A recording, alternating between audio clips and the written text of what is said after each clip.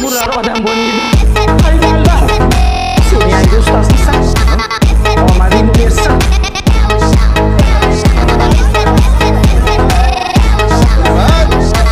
Bo'pti, charchamaman ketdi.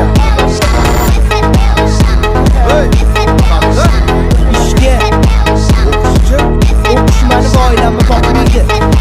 Kim yana shu fikrda? Qancha topasan? 15 ming kuniga. Qolganlarchi? Men 20 ming topaman. Kompyuterxonada ishlayman.